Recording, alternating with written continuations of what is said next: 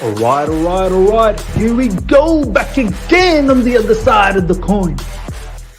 All right, welcome back to the other side of the coin, ladies and gentlemen, and welcome back to another live stream bringing you the latest in Chelsea news. So good to be back with you guys. I miss you all, seriously. Wish I could have done the watch along with you guys. We don't miss out on too many watch alongs on this particular channel, but my daughter was a little bit unwell. Nothing too serious, just a bit of cold, bit of runny nose, bit of coughing. And obviously she was struggling to sleep, and I wanted to give my wife a bit of a break because obviously she was up all night really looking after her. So I thought I'll give her a bit of a break, look after the daughter, so my missus can have a bit of sleep. So had to miss out on the watch along, but we will be back for the next one, inshallah, God willing, that we are back for the next one. Big up to each and one of you guys that has reached out to me, that has wished me well and wished my daughter well, really. So thank you to each and every one of you guys. Valan, big up to you. My man Kuba, big up to you. Mr. Fenny, big up to you, my man. Wa alaikum assalam to you, my man. Starboy, big up to you. Grant Ross, hi, hey Miz, hope your wee girl feeling better today, fella. The result would have cheered her up. Yeah, nah, she's getting better now, which is good news. Frederick, big up to you, my man. Billy G, Oka, big up to each and every one of you guys. Smash the like button as soon as you come through. That'll be much appreciated if you can do that. If you're here for the first time, subscribe as well. Let's race towards 32,000 subscribers. So thank you to each and every one of you guys. Tamal, big up to you, my man. Raid 96, Abig, good to see you all. Okay, ladies and gentlemen, firstly, before we get into the news, look, it was... I saw some of the comments in my review, and some of you guys were not very happy, obviously, with the way Chelsea performed yesterday. Look, I'm not going to deny we didn't perform well. Overall, we didn't perform well. But what I said in my review is that the second half was, a big improvement for me from what we saw from the first half. So I think a lot of players were playing... not just in the right position, but their roles, their instructions were more precise. It made sense in the likes of Cole Palmer being on the right side, his combination with Malo Gusto. Conor Gallagher, I think he knew exactly what needed to be done in the second half, a lot more crashing into the box late. And it worked out for him perfectly, much like against Aston Villa as well. And the finishing from Conor Gallagher was sensational too. So, must admit, I got this guy in the background. His siren is going off from his car. And now this is going to annoy me, isn't it? Can you guys hear that siren? Some guy's car in the parking lot probably went off. There we go. Finally, it's off.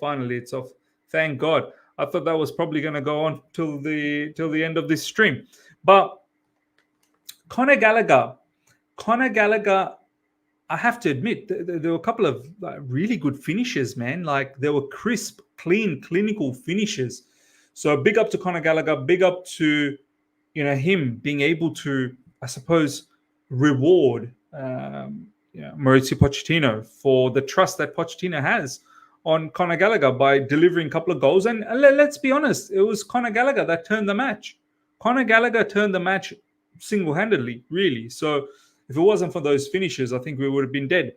So big up to Conor Gallagher. Look, my thoughts in regards to Conor Gallagher, what he provides for the team, is still 50-50. Look, I understand. I think if Conor Gallagher is utilized the way he has been utilized against Villa and Palace, perhaps we can get something from Conor Gallagher. But I still feel someone like Kani Chukwuemeka or I don't know, down the track, if we ever want to play with a proper striker with Nkunku just behind, I think that might be far more suited. But I'm not taking anything away from Conor Gallagher, but it does pose a question.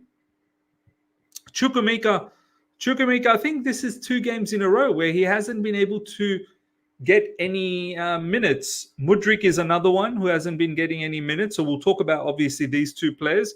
But, yeah, look, if Conor Gallagher continues in this manner, lot of people are saying he's similar to McTominay. Yeah, do you know what? Scott McTominay, like, he is a bit of a super sub for Manchester United. The amount of time he has saved Eric Ten Hag is unbelievable. The guy is a goal scorer. One thing McTominay can do is score goals. Conor Gallagher, I feel like, is a little bit more than Scott McTominay. I know Scott McTominay, he can run around as well, and he can be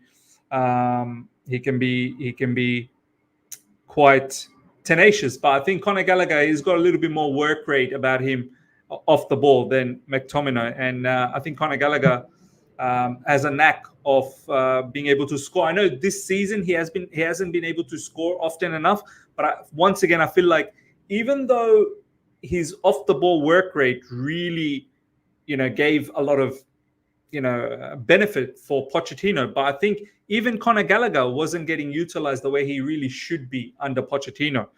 Conor Gallagher likes to play a little bit up front, the way he has been against Aston Villa and Crystal Palace second half. So we've seen Conor Gallagher score goals when he was in Palace, and even before that, when he was in, doing his loan spells. I think it must have been in West Brom, or was he in West Brom? Might have been in West Brom, actually. Maybe not. I know in the Championship he was in Swansea, he was in Charlton, and he was scoring goals. So he's someone who's known to be a bit of a goal scorer. So let's see how that continues. All right, before we talk about Mudryk and a whole heap of other players that I just named, we're going to go to the news and talk about the big news that's been floating around. Before we do that, let's have a look at some of your comments.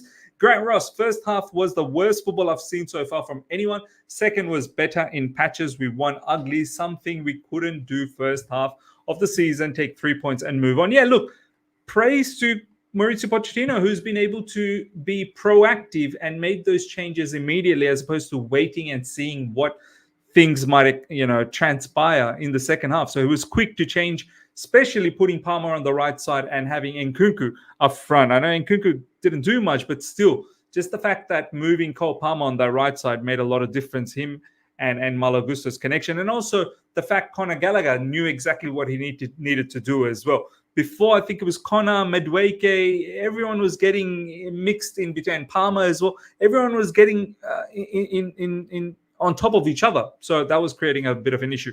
So big up to Pochettino in the second half for making those changes and being able to deliver the 3 points. I'm still massively questioning Pochettino. Like, that's not enough for me. The fact that how miserably he got it wrong in the first half worries me massively. And then against better teams, you're going to get hurt when you get something wrong that drastically. There was no need for Cole Palmer to play as a false nine. I personally felt there was no need to have Conor Gallagher as well, in that lineup. Obviously, I was proven wrong later on with Conor Gallagher. And yeah, I would have played with Nkunku. I would have played with Cole Palmer on the right side. I would have played with perhaps Carney Chukwuemeka, but we'll talk about Carney Chukwuemeka down the track a bit later on. Mr. Fenny, now Gallagher has more tech than McTominay. Even then, that's not saying a lot about Gallagher. Yeah, fair enough. Kuba is saying we need to stop giving preferential treatment to some players and not to others. Why is it that Caicedo and Enzo need a perfect environment to shine, but Gallagher no, Gallagher does as well. I'm not going to lie. I think, as I said, I think Gallagher previously was probably not utilized properly either. But what really excited Pochettino was the fact that Gallagher gives you off the ball work rate. So, but ultimately we saw, Gallagher's better further up. Not necessarily an out-and-out number 10, like a, Kaká type of a number 10 creative player, or Ronaldinho, not like that, but someone who's able to crash the box and score goals if the deliveries are coming from out wide. Aka, big up to you, my man. Another boring, rubbish game. Nothing changes. Win or lose or draw. Yeah, look, I fully understand why people might feel like that way. Ibrahim, big up to him. As I tell you, this isn't a bad team. Sometimes it feels like they need a coach who is going to set standards. I've always said, I don't think it's a bad team. I really don't think it's a bad team. So I understand what you mean, man. Gremlin, Thiago Silva, and Galadog holding us back. Yeah, look, I see a lot of this Thiago Silva holding us back. Look, I'm not going to say Galadog is holding us back. I think Gallagher has value. I still think maybe he can be off the bench kind of a player. There are certain games you can utilize his skill set. So I'm not sure about him holding us back. I'm quite okay with Gallagher being sold as well in the summer. I'm absolutely okay with that. I don't know if he's holding back. Thiago Silva, I'm not really sure whether he's holding us back. I think you need to tweak your style. I think you need to tweak your plans a little bit if you play with Thiago Silva. You can't have an expansive kind of game and expect Thiago Silva to bail you out in defense. I think that's what we need to address. Now, if you think that is holding us back, like that is the definition of holding us back, you want to play an expansive type of football. Look, even if you get someone quicker, even if you get the combination between Badiashile and Desasi, let's say they are locked in. I'm telling you, the more expansive way you want to play, quality teams will get us. Quality teams will slice us open. So it's more about having a more of a tighter structure. I don't think Pochettino has yet been able to get that defensive structure correct. I think recent times, maybe the midfield, he's somewhat got it corrected, but the defense is still a little bit strange. All right, now let's get into the news, ladies and gentlemen. David Ornstein. Internally, I'm not aware of any conversations that have taken place about Pochettino's future. The new ownership, to my knowledge, are backing him, but results need to improve and the inconsistencies will be deemed unacceptable. So look, the way I read that particular news is, I think forget about Poch being out. I don't think Poch is going to get sacked this season. I think most fans need to forget that. I know we demand that at times. I know we get upset. I know we get caught up in the emotions of things. And I'm pretty sure come the next game against Manchester City, where I feel the odds are totally against us and we're probably going to get battered, and we are probably going to ask for Pochettino to be sacked, but the bottom line is he won't be sacked. This season, Mauricio Pochettino will not be sacked, regardless of how things go, because we have seen enough adversities already and he's still stuck around. So I don't think this season the owners will make a move. However, at the end of the season, there will be an assessment. There will be an assessment, and as you guys saw here, the last line, but results need to improve and inconsistencies will be deemed unacceptable. So by the time at the end of the season, if overall there's no improvement, overall there's still a hell of a lot of inconsistencies, and overall, we've not really reached anywhere, we've not really achieved anything, then I think it may be deemed unacceptable by the owners, and then they may make a change. I don't think right now they will make any change. Even if we get walloped by Manchester City, the game after that is the Carabao Cup final. I think Mauricio Pochettino will stick around for the final at a bare minimum, unless, I don't know, something ridiculous happens in the final. Let's say we get slapped up by Manchester City and then we get slapped up by Liverpool in the Carabao Cup. I don't know, maybe then something might happen. But even then, I think the owners are quite adamant that he will stick around. So, ladies and gentlemen, buckle up. Buckle up. There is potentially going to be no change, and we are going to have to accept as a fan that this is how it is, and maybe let's see by the end of the season where things are at. I still think right now we're 10th. Look, if we can crack into top 6, I think that would be some sort of an achievement for this season, and then we can work on that the following season. But right now, I don't know. I don't think we can crack into top 6. Next up, ladies and gentlemen, David Ornstein. Chelsea's recruitment policy will continue on a youthful front. We will see some activity in the summer. They will address the defense and attack, but it's not guaranteed that they will sign one of these big name, huge money signings. So recently, ladies and gentlemen, we heard that not only Paul Winstanley and Lawrence Stewart, they're not going to get sacked. Their positions are not in any threat, any worries at all. They're locked in. They're staying. So that's another one. We want the manager gone. We want the directors gone. All of these people are staying. All of them are staying. Now, on top of that, not only Paul Winstanley and Lawrence Stewart, they're staying. Apparently, our owners are going to get more people, more, I suppose, specialists in recruitment to work under to work under these directors. So, and as you saw in the news, the youthful project will continue. Chelsea's recruitment policy will continue on a youthful front. So, and looks like no big name, huge money signing. So you can already forget about Osimhen. You can most likely forget about Ivan Toney, which makes me think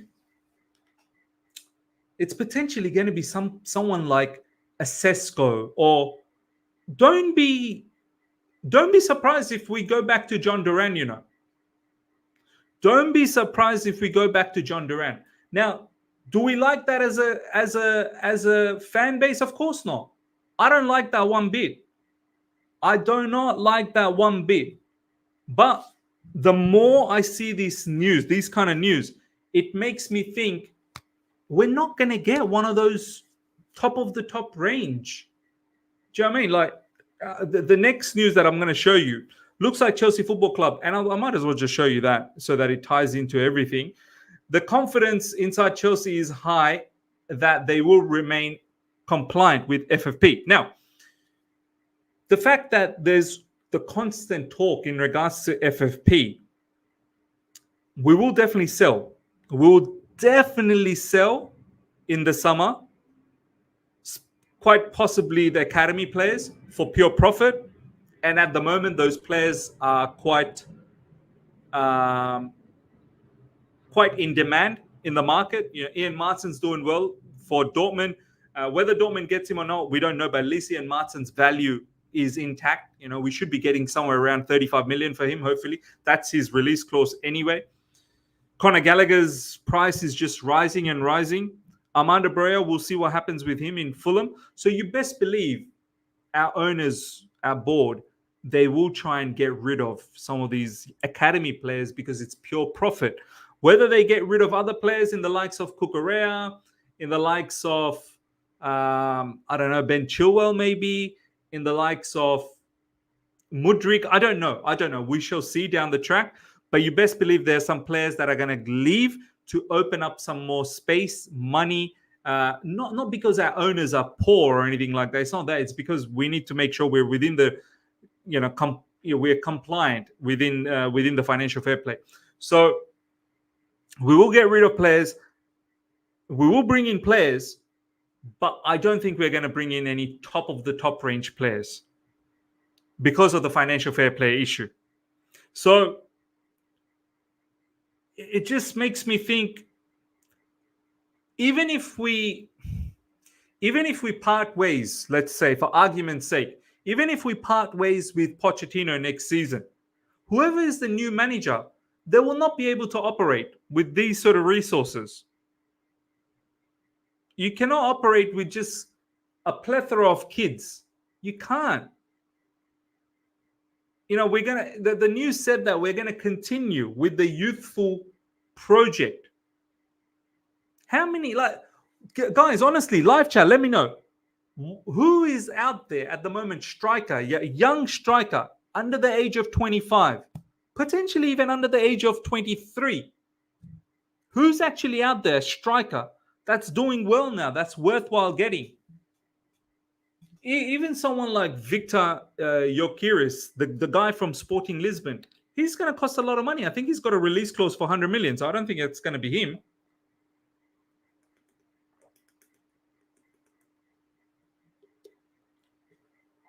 I think it's going to be Sesko is potentially a big shout. Sesko is a big shout. What's his release clause, by the way? Does anyone know what Sesko's release clause is?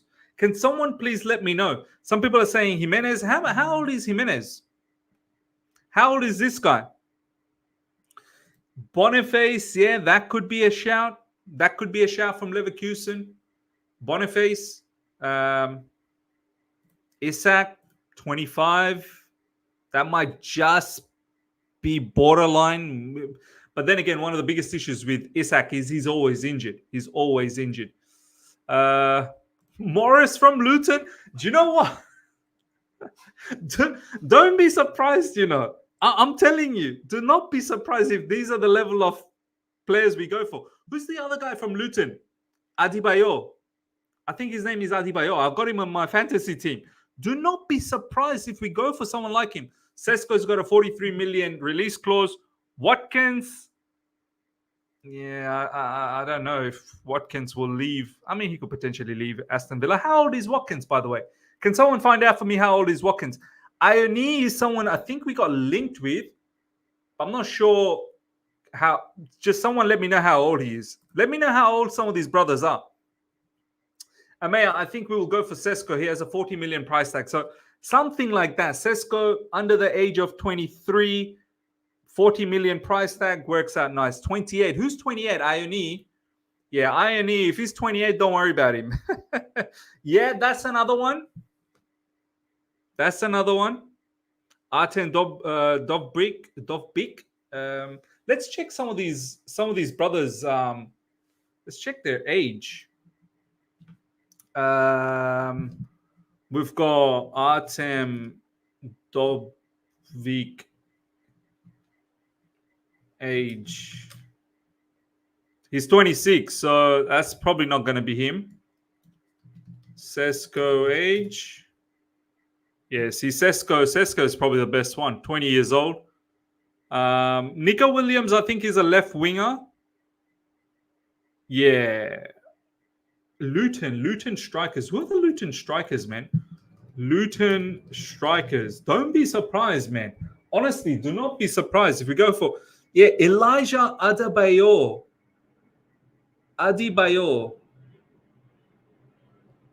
How old is he?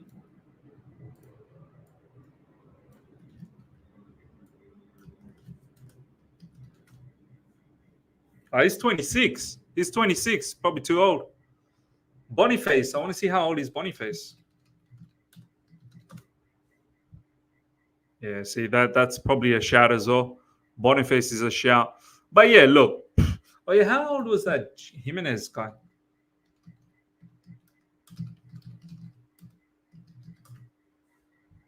Oh, he's 22. Santiago Jimenez, 22. Yeah, he might be a shout as well. But honestly, I'm not thrilled about any one of them. I'm not really thrilled about any one of them. Ms. Openda from Leipzig. We need to probably watch Leipzig. I think Leipzig's playing tonight in the Champions League, so it'll be a good time to watch Leipzig. Mr. Fenny saying, I want Nico Williams or Olise or Ize or Neto, who are all under 25 but are experienced, and Tony. That's all. Tony, I don't think it's going to happen. I don't think Tony's happening, man. I really don't think Tony's happening. Milo K, big up to you, my man. Because to be honest, we are even wasting our time. Let them do what they want. The youth academy they keep selling will eventually finish. And if their project fails, they will see how they fix FFP then. Yeah, look, I don't like this one bit. Because at the end of the day, these kids, you can't just keep putting more kids, man. You can't. You have to have some balance in the team. Like, honestly, I've never seen any team, a top club, just operate based on kids. Like, it's just, it doesn't work that way. We're always going to struggle. This is why I'm starting to think, man, regardless of which manager comes in, they're all going to struggle. They're all going to struggle. Tell me one manager, maybe you have to get someone like Xabi Alonso. Apparently, Bayer Leverkusen's team is a young team.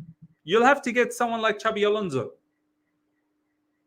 Now, forget about getting Jose Mourinho and working with kids. It'll never work out.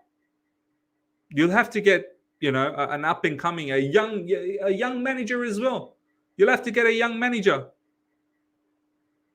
for us to maybe have some form of consistency. No, not to win anything. You're not winning anything. Don't worry.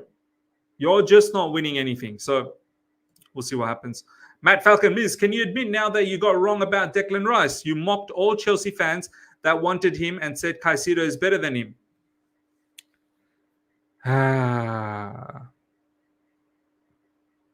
Look, has Declan Rice been doing well for Arsenal? Of course. But please, if you think Declan Rice comes into this Chelsea team and we do a lot better, I honestly, you're having a laugh. And don't forget, Matt Falcon. Caicedo was the one they wanted first. If you don't remember, Arsenal wanted Caicedo last January. Look, I've said this many times. The only reason the way I act the way I do with Rice is because I see how our fan base was rolling last season and seasons prior to that for the past 2-3 seasons.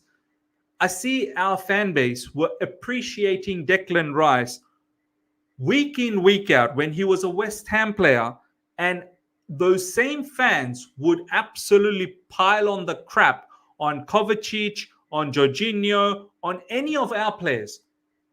That's what bothered me a lot more. I think, like I've made this quite clear a few times last season. With Declan Rice, for me, most times it wasn't even about football. It was about spite. It was the fact that some parts of our fan base were bigging up West Ham players week to week and not giving 2 cents about our players.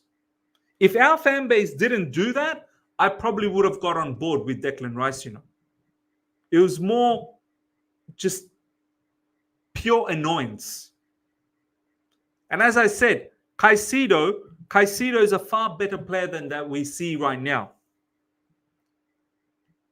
Everyone in our midfield and pretty much everyone in our squad, they are far better than what they are now.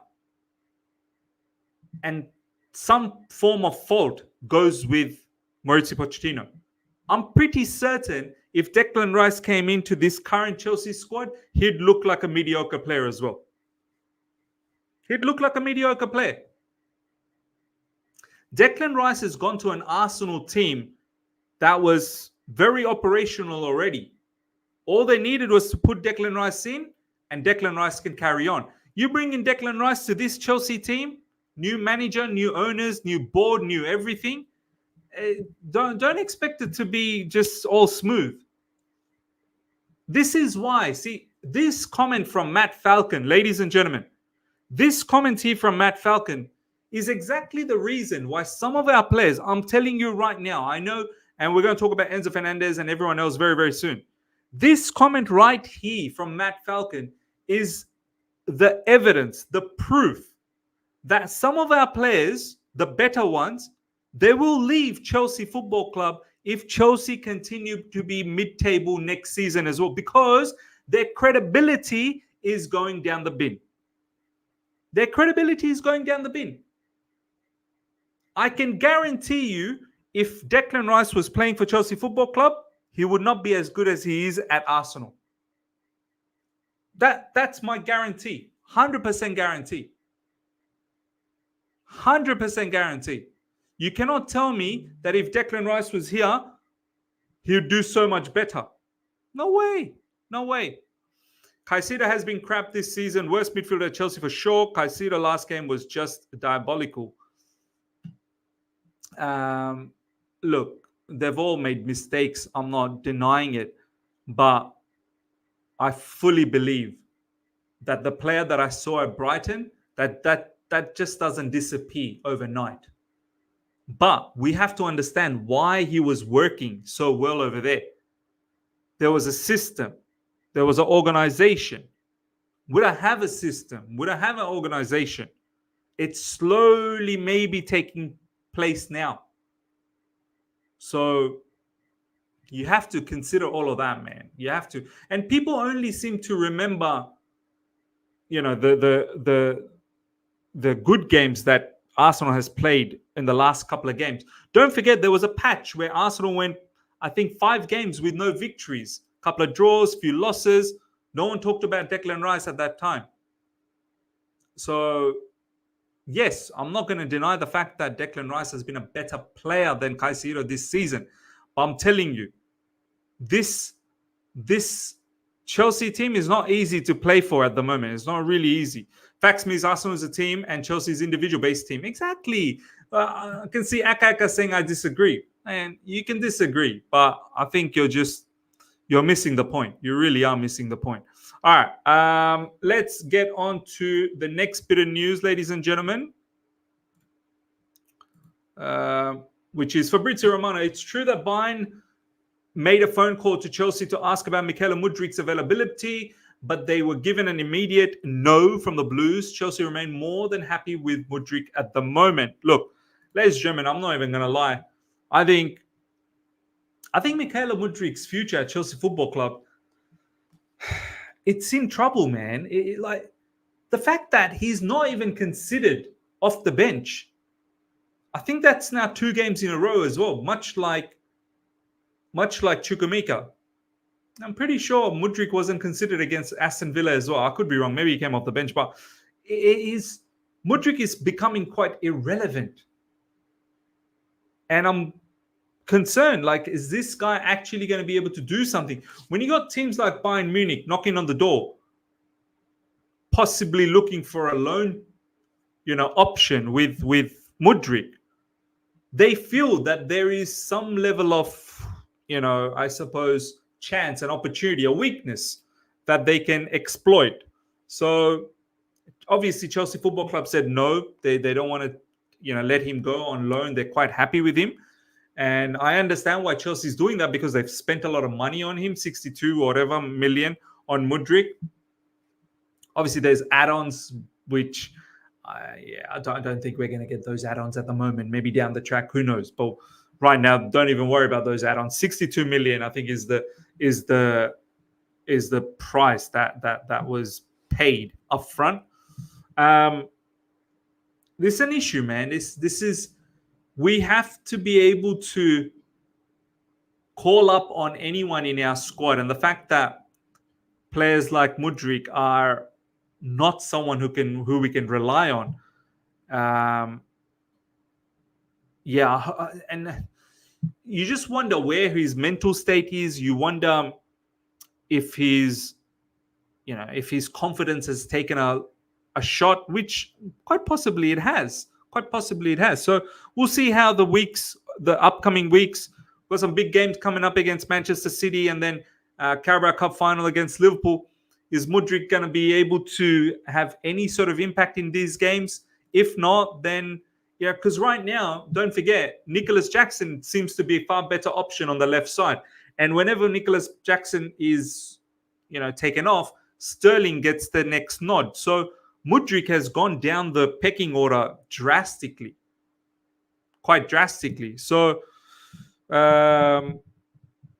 it's one to look out for, man. One to look out for in the summer. If this continues, there's not that many games left in this season. I think there's about 14 Premier League matches left, and then obviously the FA Cup if we continue going up. So there's probably less than 20 games left. And Mudryk, we'll see what level of impact he really has. Test Merchant, thank you so much for the super chat. We have to take an L for Mudryk like Marco Marin. Wow, man, like Marco Marin, that's crazy. I don't think we spend that much money on Marco Marin, JQ, he needs a loan as far as I'm concerned. He's in similar position in terms of being ready to play for Chelsea as Angelo. Yeah, and then there's players like Angelo who should get much more of a look in next season. Overall, he's been doing okay for Strasbourg. He's got a lot more technical ability. Mudryk,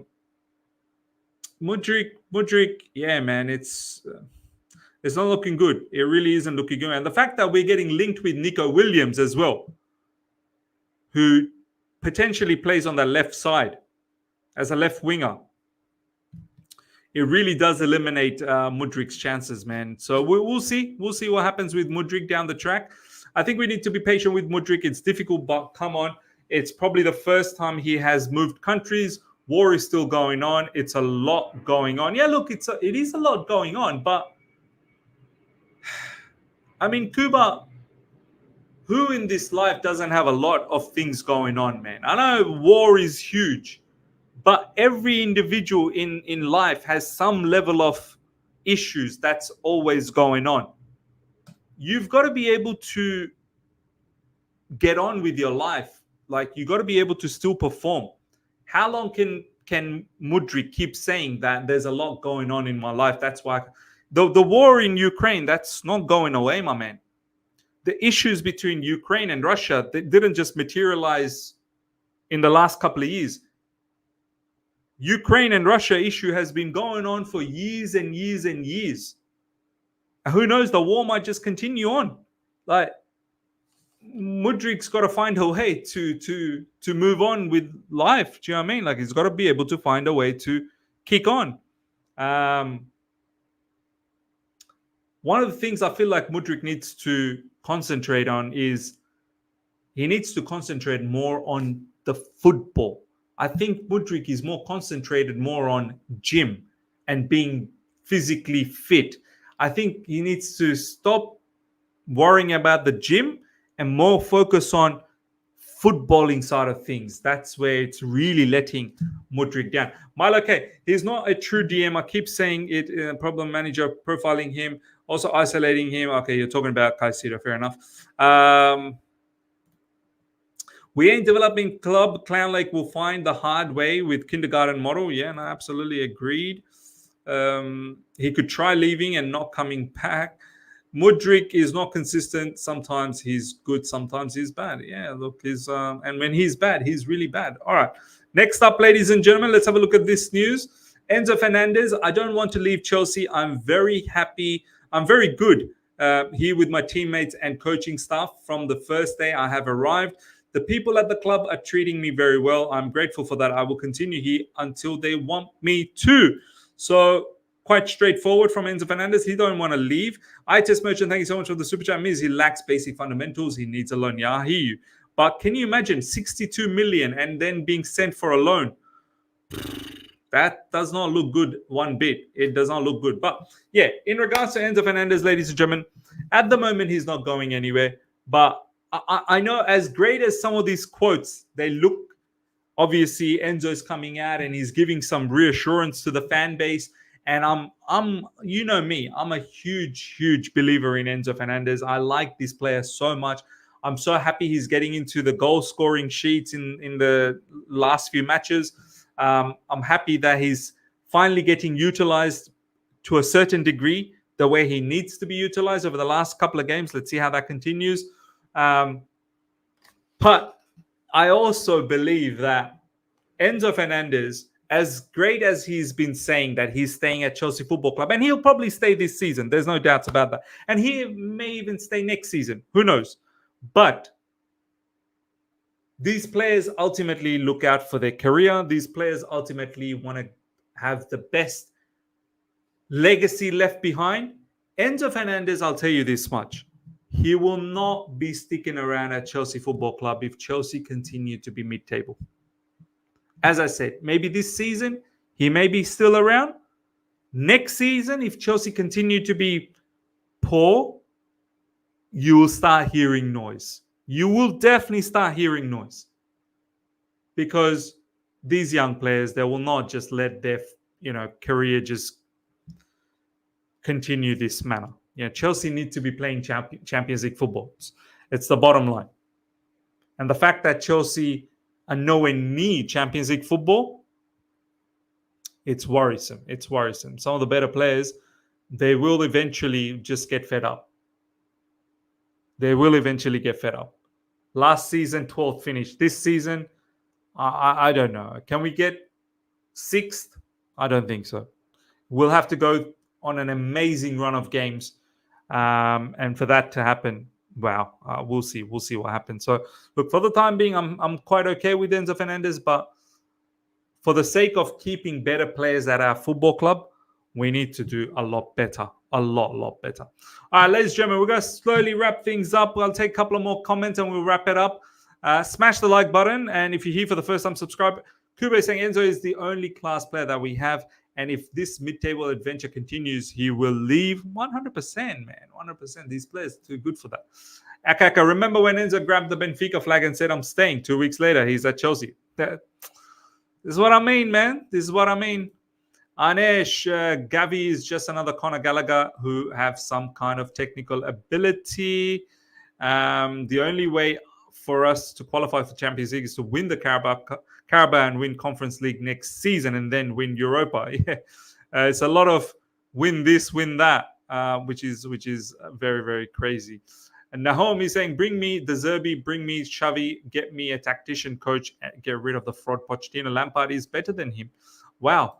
Now that's disrespectful. Lampard for me is not even a manager. He's not a manager. Lampard probably should stick with punditry, maybe sporting director. I think those things really, really suit him. All right. Anyway, ladies and gentlemen, hope you guys have enjoyed this. Smash the like button. If you're here for the first time, subscribe, hit the bell notification to stay in touch with all my content. Until next time, everyone, take care and see. I'll see you guys potentially before the Champions League matches with the latest Chelsea news, or maybe after. I think once all the Champions League matches are wrapped up, we'll probably drop a news video after that. Until next time, everyone, take care. See ya.